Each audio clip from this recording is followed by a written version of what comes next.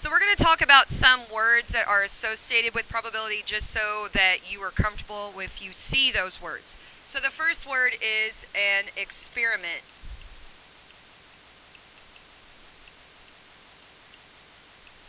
Do you guys talk about experiments in science class? Some yeses, some nos. Okay. So an experiment is an activity that involves chance. An activity that involves chance, not the person.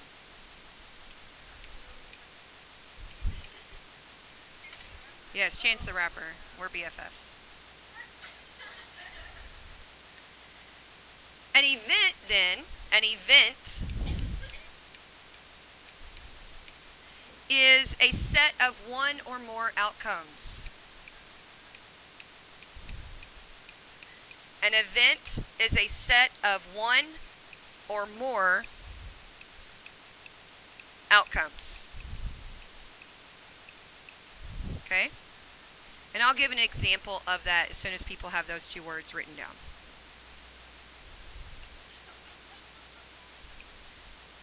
All right, so if I'm talking about rolling dice, one die, okay? That's the singular form of dice, die. How many numbers, or and what numbers, are on one die? 6 numbers, the numbers 1 through 6, right? Okay. So if you roll one die, that would be an experiment, okay? It involves chance. There's a chance that you roll a 3. There's a chance that you roll a 5, okay? It involves chance. An event would be like what you're actually wanting to roll, okay? And we would say it like this: a probability of whichever event we're talking about. So for instance, we could say the probability of rolling a 5. That would be one outcome. The event would be one outcome. Rolling a 5. There's only one thing that we can get there. Versus the probability of rolling an even number. That would be more than one outcome. How many outcomes could we have here? An even number. 2, 4, 6, so there'd be 3 outcomes here. Okay? So the probability of rolling a 5, there's only one outcome we're looking for. The probability of rolling an even number, there's 3 different outcomes. 2, 4, and 6. All right, so, and that's honestly the way that you'll mostly see it now that you're in 7th grade. Is you'll see the P, and then whatever you're looking for will be inside of those parentheses. So we need to understand that that's what it means. All right, when you are measuring probability, you can write probability as a fraction, a decimal, or a percent. Okay, so again, you can write probability as a fraction, a decimal, or a percent. Usually you see it written as a fraction first, but sometimes it wants you to write it as a decimal or write it as a percent. Sometimes it wants you to write it in all 3 forms. So you need to always make sure that you read the directions. Okay, we're going to draw kind of like a number line, but it's going to have endpoints. Okay, so draw a line.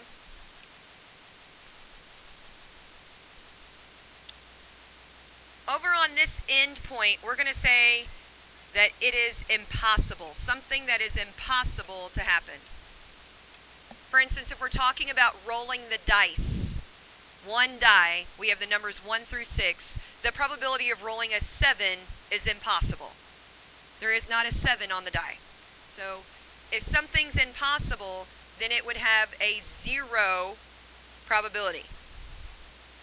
However, if something is certain, that would be on the other endpoint. Okay, something is certain. For instance, if I said you roll a dice and you get the numbers 1 through 6, you're going to get the numbers 1 through 6. You're going to get one of them, right? It's certain. So if something is certain, that is a probability of 1. So between 0 and 1. And if we wanted to write those as percentages, that would be 0% or 100%. So sometimes math teachers kind of get frustrated when we hear coaches say that you need to give 110%, because that's impossible. You really technically can't give more than 100%, okay? Because 100% is it, all of it, all right? But that's just kind of an expression that they have. All right, so in the middle here, what percentage would be in the middle? 50% would be in the middle. If you were going to write 50% as a fraction, what would that be? 1/2. And as a decimal, it would be? Okay. Now, if it was right in the middle, this would be as likely as not. As likely as not. Equal chances of it happening.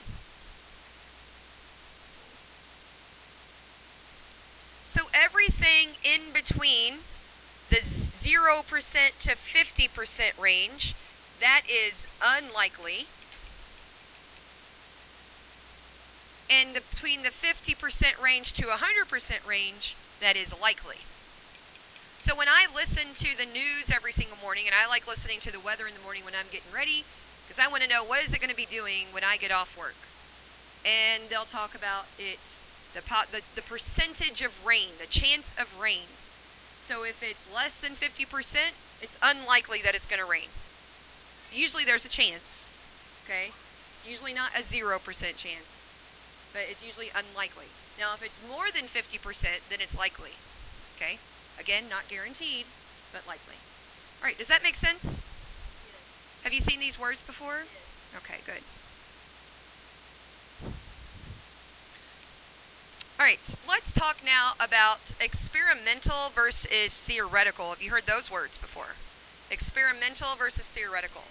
All right, let's write them down.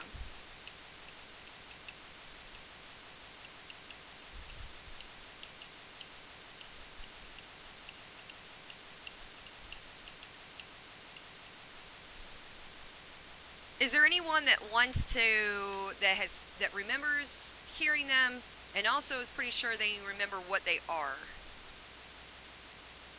Okay, that's why we're talking about it, and that's fine. So would it be easier for you guys if I gave a definition or just gave an example? I figured you like definitions? Okay, I'll do both. How about? So in an experimental, it contains that word experiment. So there are actual trials to get data. Actual trials to get data. An example. Do we have any basketball fans in here? Okay. When players shoot free throws, don't they usually have their free throw percentage? What is a free throw percentage? What does that mean? Any basketball fans want to tell me? Austin? How often they make their shots. So they take the number of shots that they make and they divide it by the number of shots that they try to make. And they get a percentage. The higher percentage they have, the better they are. So those are the people you don't want to foul, correct? Someone has like a 90% chance of making their shot, you don't want to foul that person. You want to foul the person that has like 20%. All right, so an experimental is, let's say you make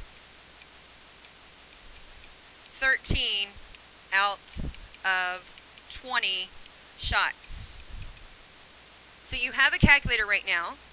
What would be, and we can talk about how to do it if you don't remember, what would be the percent of shots that you make? Let people have a chance, Josh. You make 13 out of 20 shots. What is the percent of shots you make? Josh. 65%. And Josh, tell me how you got that. Good. So when you set up your probability, it's 13 that you made out of 20 attempts, and then you do 13 divided by 20. That gives you 0.65, which is 65%. So, not bad. It's okay. Now, theoretical, on the other hand, theoretical is only based on the possible outcomes. only based on the possible outcomes. I'm going to use the same example of shooting a free throw. So you step up to the line to shoot your free throw. What are the possible outcomes? You make it or you miss it. You make it or you miss it. So in this example, if we were thinking theoretically, our outcomes are make or miss. So if we want to talk about the probability of making it, it would just be 1 out of 2, which is 50%. Theoretically, you have a 50% chance of making a free throw because you either miss it or you make it. However, in experimental probability, you're really looking at your actual attempts and seeing like it changes a little bit, right? Does this make sense what I'm saying? Okay. All right, that is the end of our notes today. So what I'm going to do is I'm going to give you your assignment, and I want to talk about the directions on the assignment because, especially on the back side, I want you to make sure that you're doing everything that you're supposed to do, okay? So this is what your paper looks like. Let's look at 1 through 5. On 1 through 5, you are matching these words, A, B, C, D, and E, likely, unlikely, is likely, is not, impossible, certain, to the situation. You are only using the word one time. You may just write the letter. You don't have to write the word unless you just want to. Okay? Does that part make sense? All right. The second part on the front, so the rest of the front side, they want you to write your answer as a fraction, decimal, and percent. So when you go over here to the line, make sure you're writing a fraction, decimal, and percent. So you should have 3 things for every single problem on the front. However, on the back side of your paper, you only need a fraction on the back side of your paper. Okay, so you might want to write that on the back side of your paper. Only need a fraction or something like that. Any questions about what to do? All right, then you have the rest of the period to work. You have about 18 minutes. You may move, you may listen to music. Go ahead and get started.